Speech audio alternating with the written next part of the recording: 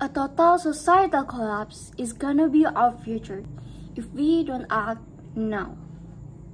In recent years, climate change has become more real than ever, affecting billions of people globally.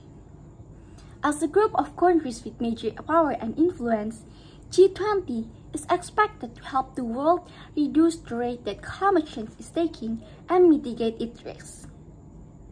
Assalamualaikum warahmatullahi wabarakatuh. My name is Aretha Putri Umardani, and today let's talk about Indonesian G20 presidency in implementing global sustainable energy transition to mitigate climate risks. Ladies and gentlemen, firstly, we all know that economic activities are one of the biggest factors of climate change. Ever since the late 19th century industrializations, the Earth's average temperature has increased by 1.1 degrees.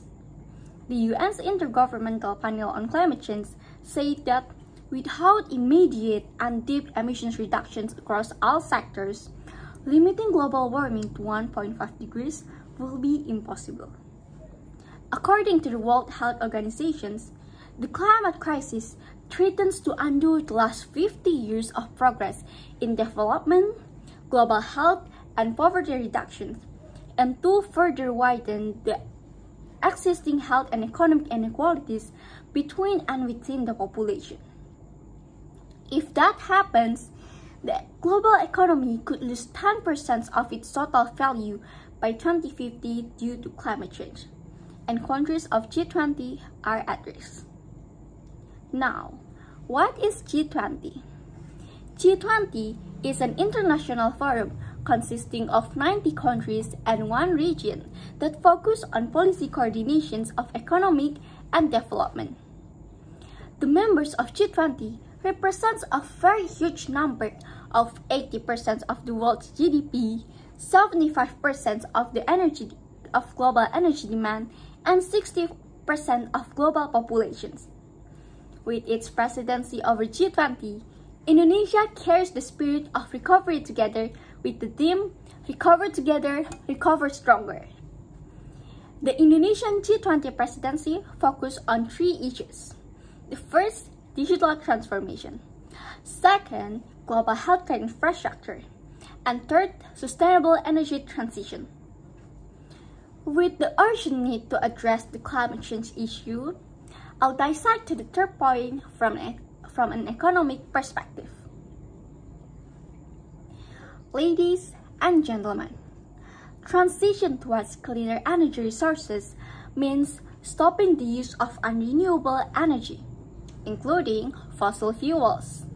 But the implementation of it is far from trouble-free.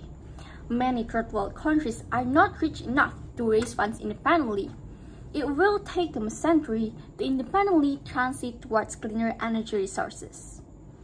Not only is the access and facilities to renewable energy expensive, there are 2 other challenges. The first one is difference of interest, and the second one being power imbalance. Let's start with the first one. Fundamentally, economic growth and sustainability cannot go hand in hand. One of them has to be sacrificed for the sake of the other, especially in the oil and gas industry. This leads us to the second point, power imbalance. Within global capitalism, money means power. The oil and gas industry makes the most money, and therefore has the most power. In concrete terms, that means the oil and gas industry has the ability to prevent almost any sort of action that would hurt its interests, including transition towards renewable energy resources. As the wise man says, every problem has a solution. Therefore, here are ways for the Indonesian government alongside the G20 to make sustainable energy transitions possible. First and foremost, to resolve the accessibility issue, G20 needs to make a commitment to together raise and direct funds towards sustainable energy transition. According to Indonesia Finance Minister Sri Mulyani, this year's G20 provides the funding platform by implementing blended finance. Second, to avoid the difference of interest between economic growth and sustainability, the government needs to make a bold actions of choosing the right path and not the easy one. For instance, Indonesian government must adjudicate on whether to reduce or eliminate the power plant, PLTU. The G20 should also make a policy that forces companies to go carbon neutral or even carbon positive. Last but not least, to reduce power imbalance, the government needs to make a democratic economic model that takes power away from the unaccountable few and returns it to the many, as it can also be a guiding principle for the G20. To put it concisely, the catastrophic effect of climate change is becoming more real and closer to our reality.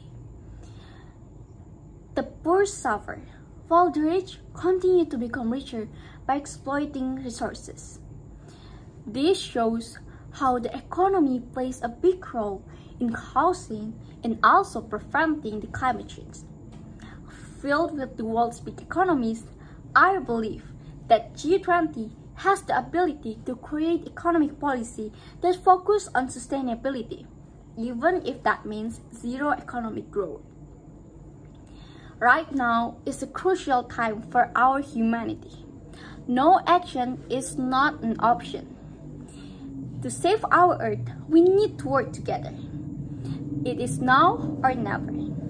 Thank you for listening. My name is Aretha. Wassalamualaikum warahmatullahi wabarakatuh.